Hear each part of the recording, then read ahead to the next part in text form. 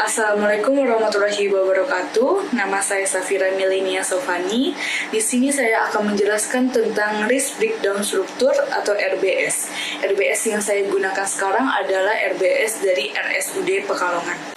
Di sini terdiri dari 5 level, yaitu level 0, level 1, level 2, level 3, dan level 4. Pada level 0 terdiri dari program yang beresiko. Level 1 pelaksanaan proyek. Level 2 itu terbagi 3. Yang pertama adalah pelaksanaan.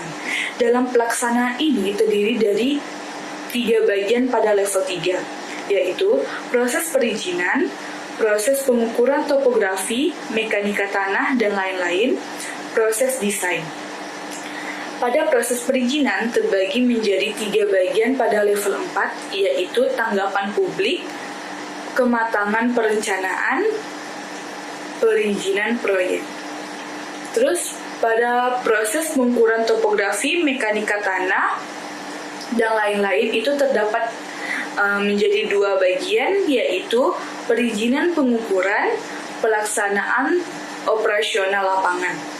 Terus pada proses desain itu terdiri dari 10 bagian pada level 4, yaitu tipe proyek, kompleksitas pekerjaan proyek, teknologi yang digunakan, dampak terhadap lingkungan, lisensi yang nantinya dipakai dalam proyek baik produk maupun teknologi, lokasi proyek, pemilik proyek, subproyek atau kontraktor lain, redesign, tipe topografi, dan mekanika tanah. Pada proses ini, faktor yang paling berisiko besar adalah kompleksitas pekerjaan. Karena pada proses ini banyak pekerjaan yang dilakukan, yaitu pekerjaan gas medis, pelapisan dinding ruang ronsen untuk mencegah radiasi keluar ruangan, dan masih banyak hal khusus lainnya. Terus, pada level 2, bagian 2 yaitu proses lelang dan kontrak kerja. Pada proses ini terbagi menjadi 4 bagian pada level 3, yaitu pengambilan dokumen lelang, perhitungan BOQ, perhitungan RAB, dan pemasukan penawaran lelang. Pada pengambilan dokumen lelang terbagi lagi menjadi 2 bagian pada level 4, yaitu kejelasan dan kelengkapan dokumen tender, prosedur tender. Terus pada perhitungan BOQ terdiri dari 2 bagian pada level 4, yaitu kejelasan dan kelengkapan dokumen tender, pengalaman pembaca gambar. Terus pada perhitungan RAB dibagi menjadi 8 bagian pada level 4, yaitu harga perkiraan sementara atau HPS dari owner, nilai proyek, jadwal pelaksanaan, sistem kontrak yang digunakan, hubungan proyek ini dengan proyek yang lain, estimasi harga pasar, pengalaman dan pembuatan RAB. Sistem pembayaran. Terus dalam pemasukan penawaran lelang terbagi lagi menjadi 2 bagian, yaitu kelengkapan dokumen penawaran dan keamanan pemasukan penawaran. Pada proses ini yang paling berisiko adalah estimasi harga pasar, dikarenakan harga material besi yang digunakan itu naik turun sesuai dengan kurs dolar, sehingga dalam perhitungan RAB harus diperhatikan secara cermat. Terus pada bagian 3 di level 2 terdapat pelaksanaan konstruksi.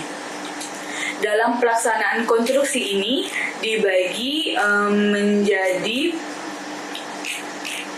3 bagian, yaitu 1 pekerjaan struktur, pekerjaan arsitektur, dan pekerjaan mekanikal ekstrikal. Terus pada pekerjaan struktur dibagi menjadi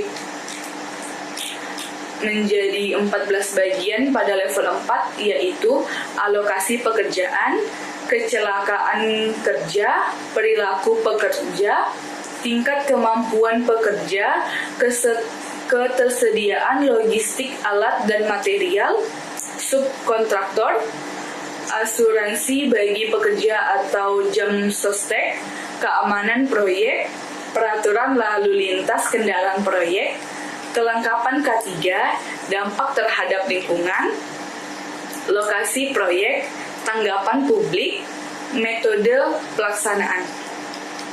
Terus pada pekerjaan arsitektur terbagi menjadi 14 bagian pada level 4, yaitu alokasi pekerjaan, kecelakaan kerja, perilaku pekerja, tingkat kemampuan pekerja, ketersediaan logistik alat dan material, subkontraktor, asuransi bagi pekerja atau jam sostek, keamanan proyek, peraturan lalu lintas kendaraan proyek, kelengkapan K3, dampak terhadap lingkungan, lokasi proyek, tanggapan publik, dan metode pelaksanaan.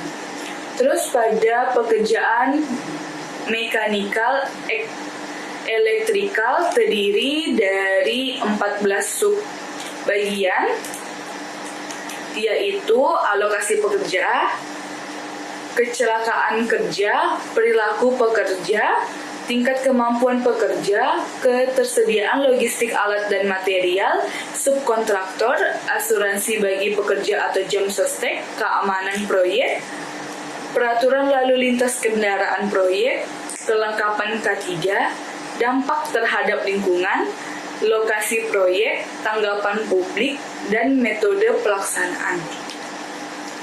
Pada hal ini, dampak terhadap lingkungan memiliki tingkat faktor yang paling besar, dikarenakan lokasi proyek ini sudah banyak berdiri gedung pemerintahan maupun rumah-rumah penduduk, sehingga dampak terhadap lingkungan terutama pada saat pemancangan fondasi yang menimbulkan gangguan suara dan getaran harus diperhatikan agar tidak menimbulkan kerusakan pada bangunan di sekitarnya serta gangguan terhadap kegiatan masyarakat di sekitar.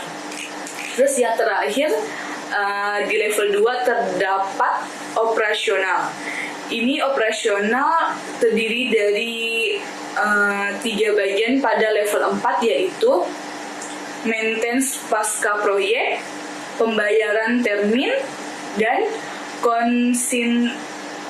konsistensi proyek. Pada tahap ini, tidak ada kesulitan yang berarti pada maintenance pasca proyek, pembayaran termin, maupun konsistensi proyek.